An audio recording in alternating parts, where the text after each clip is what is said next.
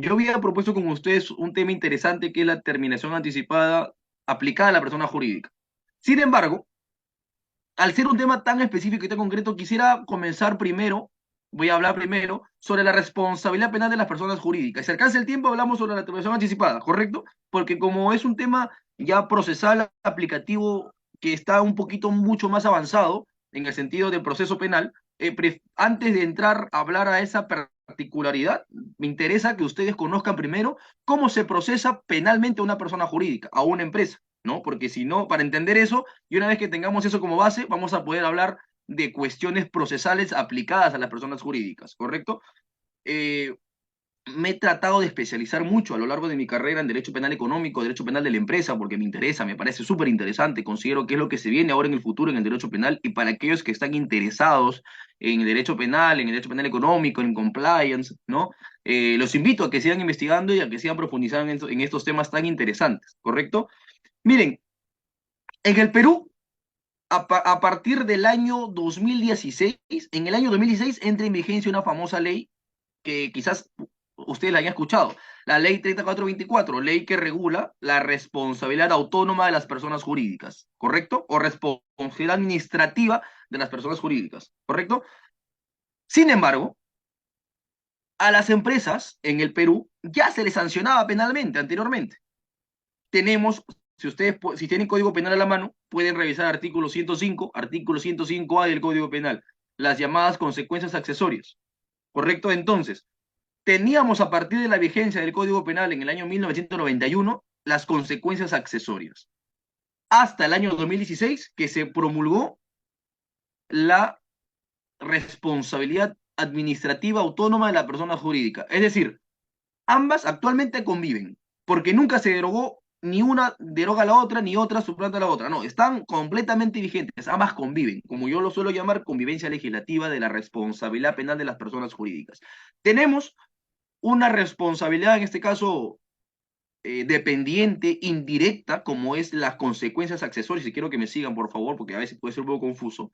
Consecuencias accesorias, artículo 105, 105A del Código Penal. La persona jurídica va a responder, ojo, va a responder penalmente, siempre y cuando a la persona natural que la haya administrado, direccionado, gerenciado, etcétera, la haya utilizado para servir, para cometer delitos. Es decir, la persona jurídica sirve como un instrumento para cometer delitos, pero la persona jurídica no va a ser aplicable, no se le va a imponer ninguna consecuencia accesoria regulada en el artículo 105, 105 del Código Penal si es que a la persona natural ha sido absuelta, ¿correcto? O se le archiva el caso. Por eso su nombre, consecuencia accesoria, porque es accesorio. Lo principal, ¿cuál es? La condena de la persona natural que la administra. Hasta el año 2016, ojo que recién la ley 3424 ha entrado en vigencia en enero del 2018. Tuvo 2 años como que de una vacatio leyes, por así decirlo, ¿correcto? Con la emisión de su reglamento, que es el Decreto Supremo 2-2019, el reglamento de esta ley.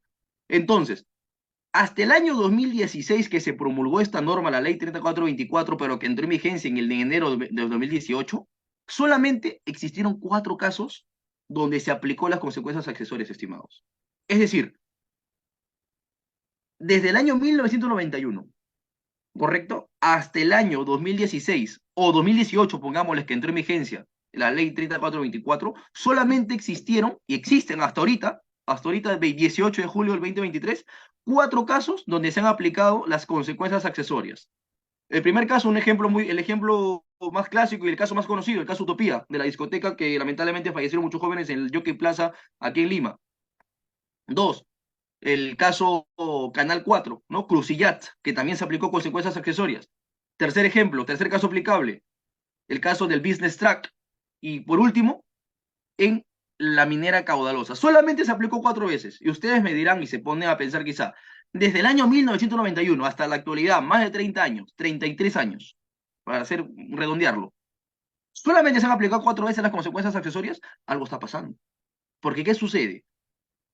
Si a la persona natural la absuelves del proceso penal por la comisión de un delito a través de la empresa, ¿ustedes creen que si absuelven a esta persona natural, la persona jurídica acaso no va a cometer o no va a seguir cometiendo delitos?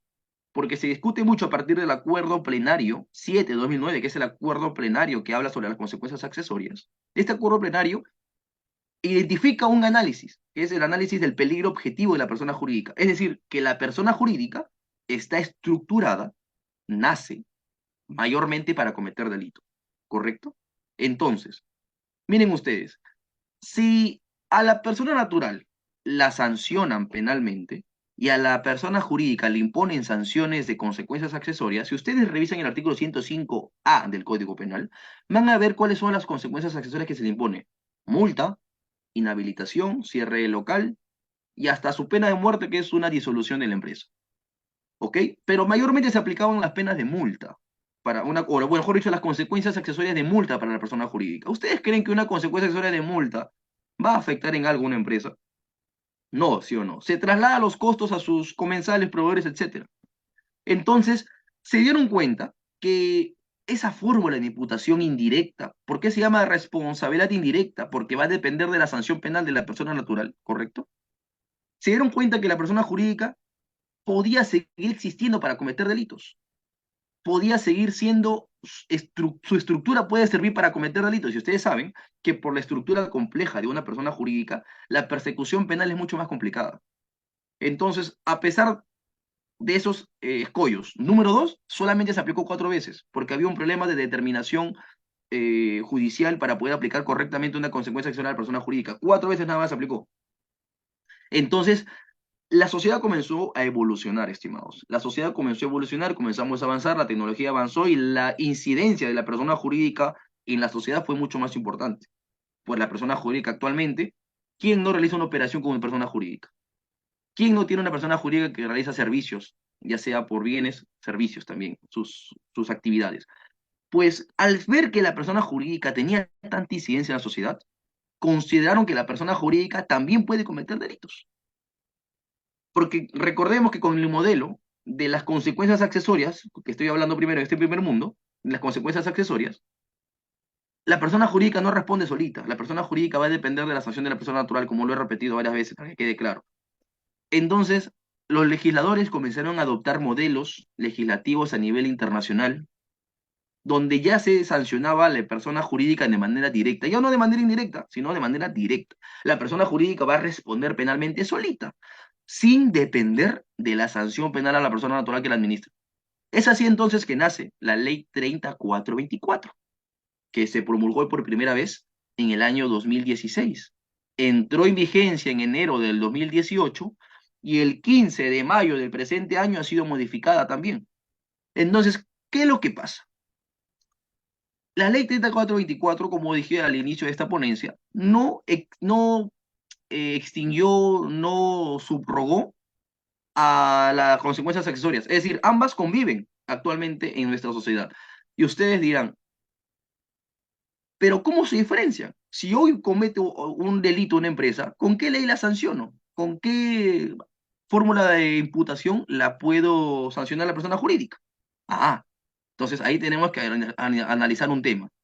¿Cómo se diferencia? Y antes de entrar a ese tema menciono, la ley 3424 en un primer momento solamente tenía su ámbito de aplicación para el delito de cohecho transnacional, ¿correcto?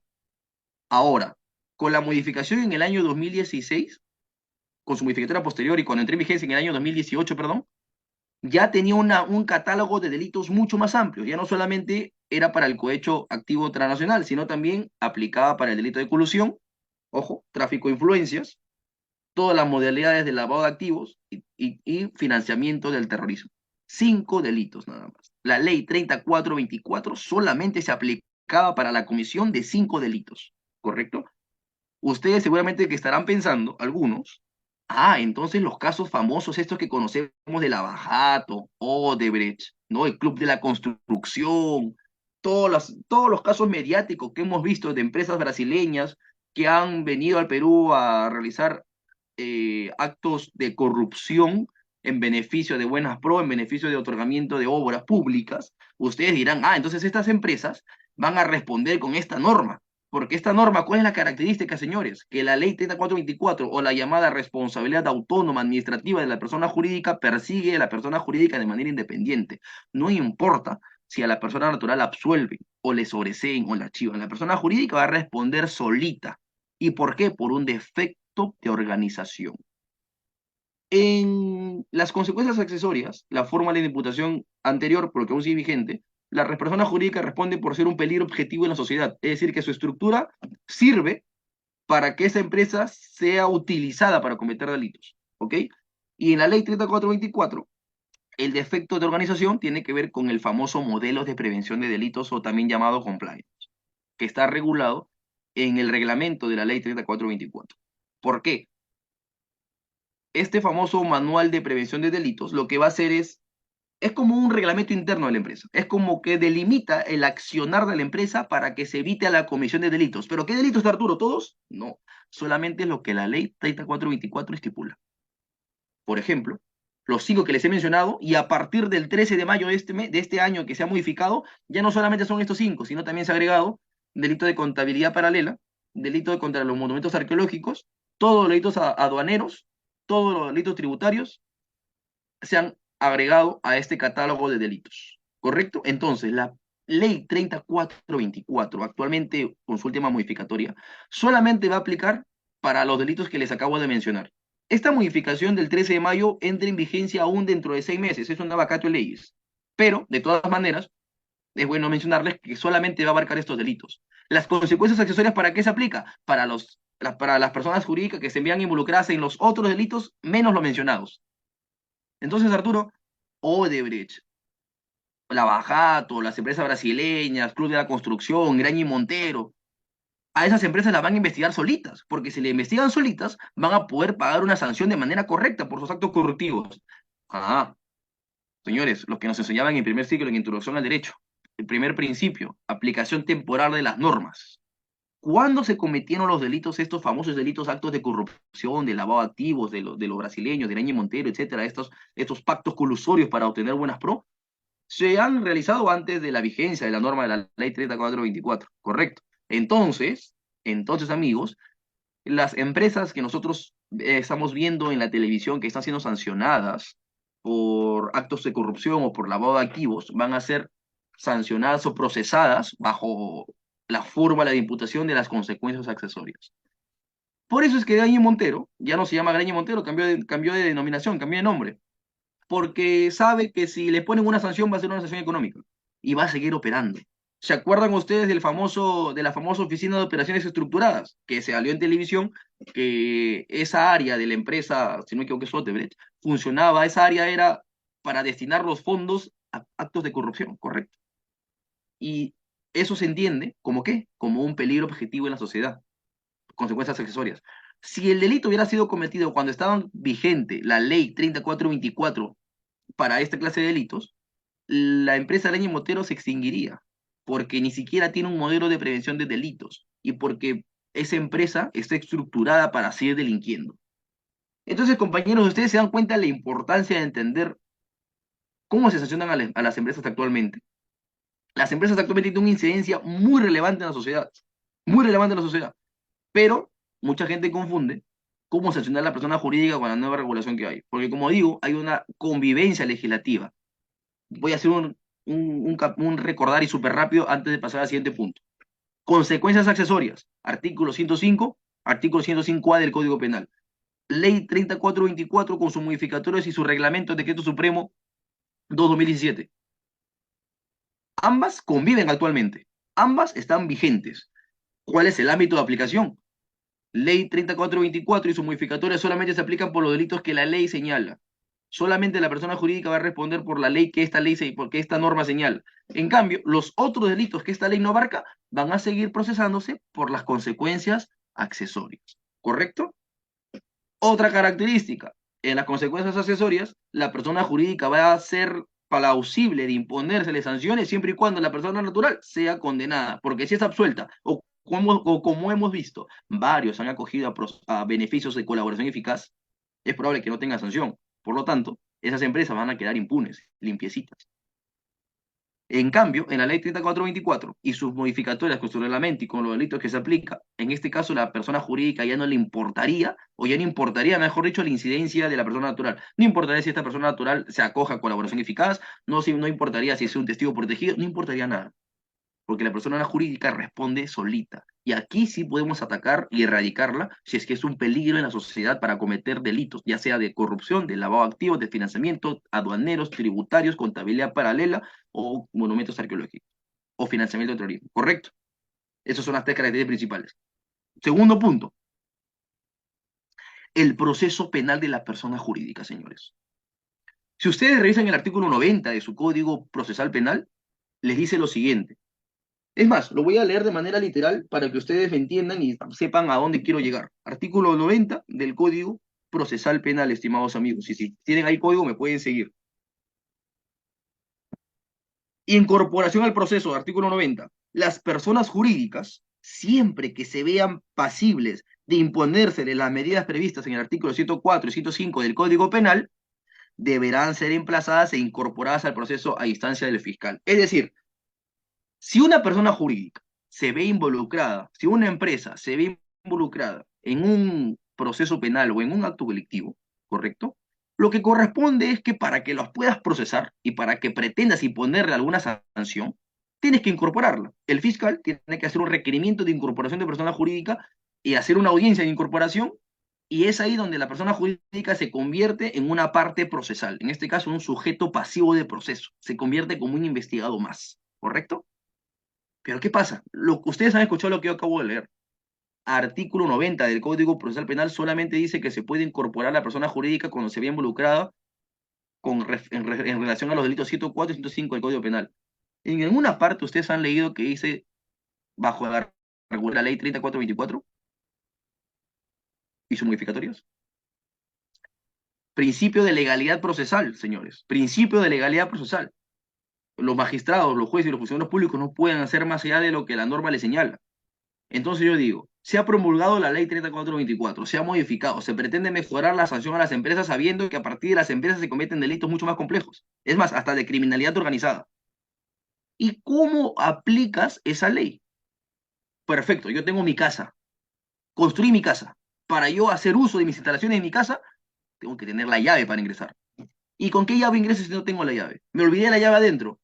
¿Cómo ingreso a disfrutar de la casa que he construido?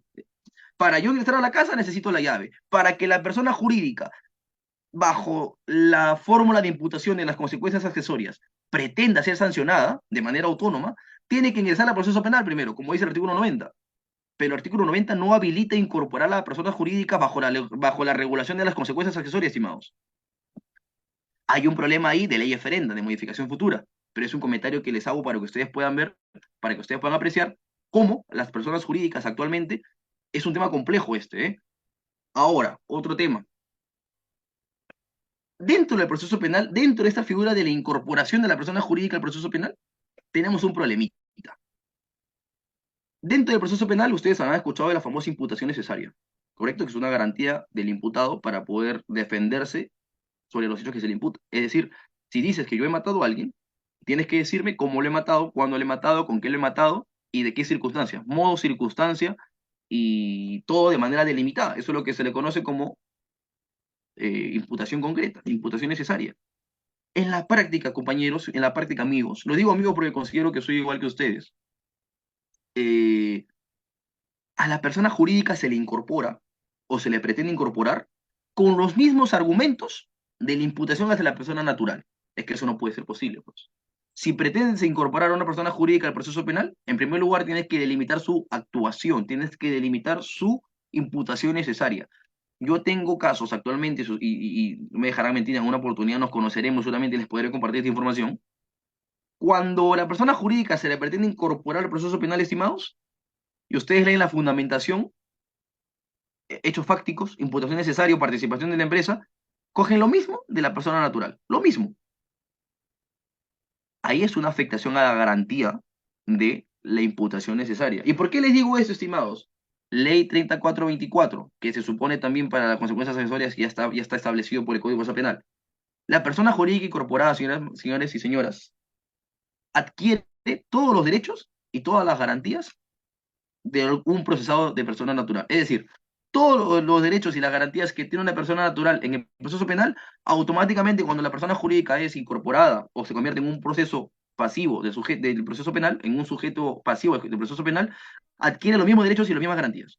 Entonces también exijo los mismos derechos y garantías en la cuestión de la incorporación. Porque si dices que, por ejemplo, A y B son coautores o han participado en un delito, cada uno tiene que tener descrita su participación delictiva, porque ahí entramos a un tema de proscripción de responsabilidad objetiva, ¿correcto? No vale o no es suficiente o no es eh, del todo tener relación con el delito, sino también tener una participación concreta, sea dolo o sea culpa. ¿Está bien, compañeros?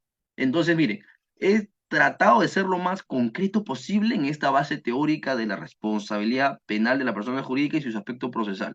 Ahora, hay un tema que se está discutiendo mucho respecto a la terminación anticipada de la persona jurídica y también su colaboración eficaz de la persona jurídica en el proceso penal.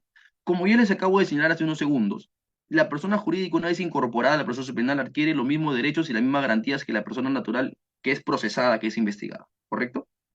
Entonces, si tú dices que la persona natural es investigada y es procesada y tiene los mismos derechos, se entendería que también se puede aplicar ciertos beneficios o ciertas figuras procesales para las empresas. Entre ellas, la terminación anticipada y, por ejemplo, un beneficio premial, como lo es, ¿qué cosa? La colaboración eficaz, ¿correcto? Hay una discusión que he visto y que también me ha tocado analizar respecto a la aplicación de la terminación anticipada. La terminación anticipada es un proceso especial, regulado en el artículo 468 del Código Procesal Penal, si es que no me equivoco, donde se pretende llegar arribar a un acuerdo, ¿no? Entre el imputado, el fiscal, y que el juzgado le da un control de legalidad para ver si ese acuerdo es completamente válido, ¿no?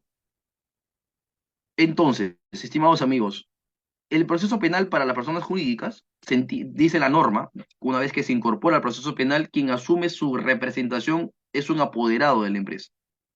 Yo digo, un apoderado tiene la misma decisión que el socio, que el gerente, que el dueño de la empresa, porque la persona jurídica en el proceso penal ya no importa el gerente, ya no importa el socio, ya no importa el accionista, sino importa el apoderado que hayan designado en representación procesal. Él tiene la capacidad para poder negociar con la fiscalía. ¿Qué pasa si los socios no quieren? Es más, la terminación anticipada está dirigida solamente, su estructura está dirigida solamente para personas naturales, ¿no? En realidad, el proceso penal en sí, el código procesal penal en general y el código penal está pensado para personas naturales. Las conductas delictivas, el derecho penal, el derecho procesal penal va evolucionando, por lo tanto, corresponde también aplicar otras medidas más acorde a la realidad. Y ahí entra una cuestión también del principio de interpretación evolutiva de las normas, ¿correcto? Entonces, esta discusión es la siguiente. En tema de eh, terminación anticipada, es que si en realidad es correcto decir que la persona jurídica tiene todos los derechos y garantías de la persona natural. Correcto. Número dos, el apoderado judicial tiene capacidad de negociar con la fiscalía una condena y una reparación civil a nombre de la empresa, a nombre de los accionistas, del dueño, del representante, etcétera. Ahora, un tema mucho más complejo es el tema de la colaboración eficaz, estimados. ¿Por qué digo que es un tema mucho más complejo? Porque la colaboración eficaz está dirigida por excelencia también a las personas naturales. ¿Y qué sucede? Como es un proceso de colaboración eficaz, viene o se desprende del derecho penal premial que le da ciertos beneficios a personas que han sido involucradas en delitos o han cometido delitos, están condenadas y pues de una manera u otra se arrepienten y brindan información que va a ayudar al proceso penal, que va a ayudar a llevar a la verdad procesal, ¿correcto? Y para eso también existen medidas de protección para quien se acoge al ser postulante a la colaboración eficaz. Estimados amigos, ¿ustedes creen que este beneficio de colaboración eficaz, este beneficio del anonimato de la persona que se acoge a colaboración eficaz, aplicaría a la persona jurídica? ¿Acaso no se desprendería o acaso no sería muy obvio qué persona jurídica está pretendiendo acogerse al beneficio de colaboración eficaz? Ojo que hay una regulación que es la ley 3737, que es la que regula la ley del pago, el aseguramiento del pago de la reparación civil en caso de delito de corrupción y conexos, que es ahí abajo, en su 13ª disposición final y transitoria, regula la colaboración eficaz aplicada a personas jurídicas, pero analizándolo de una manera mucho más seria, considero que hay beneficios premiales que a la persona jurídica va a ser imposible aplicar. Es más, no hay un reconocimiento legal por principio de legalidad que diga que las personas jurídicas se pueden acoger a beneficios premiales. No hay. Entonces, si pretendemos equiparar la persona jurídica con la persona natural, y con esto ya voy culminando, tenemos que también generar figuras procesales, instituciones procesales dirigidas a las personas jurídicas. No solamente porque copio un argumento de la persona natural, le pongo persona natural y persona jurídica y ya está, se aplican. No. Tenemos que ser coherentes con las regulaciones que hacemos. Tenemos que ser coherentes con el tratamiento que hacemos. Porque la persona jurídica, recordemos, la persona jurídica no es una persona física. No tiene capacidad de discernimiento. La persona jurídica, por obvias razones, siempre va a depender de una persona natural. Entonces, estimados, si tienen alguna pregunta, alguna duda, he tratado este bastante concreto. Mi estimado amigo Rex me comentó que tenía media hora, así que tampoco pretendió aburrirlos. Pero es lo que puedo yo observar dentro del procesamiento penal de las personas jurídicas estas problemáticas. Resumo entonces lo que he mencionado. Respecto al primer tema, procesal, la falta de regulación. ¿Cómo pretendemos aplicar la ley 3424 de sus modificadores si no tenemos por principio de legalidad, no tenemos el acceso a esa ley? El Código Procesal Penal solamente regula la incorporación por artículos 104 y 105 del Código Penal. ¿Correcto? Número dos, el tema de la imputación necesaria. Para incorporar a la persona jurídica tienes que tener una imputación dirigida a la persona jurídica. No vas a copiar a la persona natural. Número tres, la terminación anticipada y la colaboración eficaz son beneficios o son figuras procesales que están dirigidas por excelencia a la persona natural. Entonces, tiene que tener ciertas características también para aplicar a la persona jurídica y que no se distorsione el proceso, que no se distorsione la figura. Mucho más en la figura de la colaboración eficaz, porque aquí uno, pues, obviamente, brinda información confidencial, brinda información importante para llegar a la verdad y delimitar cuál fue la participación delictiva, por ejemplo, en un escenario de criminalidad organizada. Y también por eso existen los famosos las salvaguardas, que viene a ser como el anonimato, para evitar obviamente represalias. Pero para la persona jurídica eso tendría que reformarse de una mejor manera, porque si no se va a estar distorsionando el proceso penal. Estimados amigos, ha sido un gusto acompañarlos en esta oportunidad en la Universidad Nacional del Santa, a la cual le tengo mucho cariño y mucho respeto.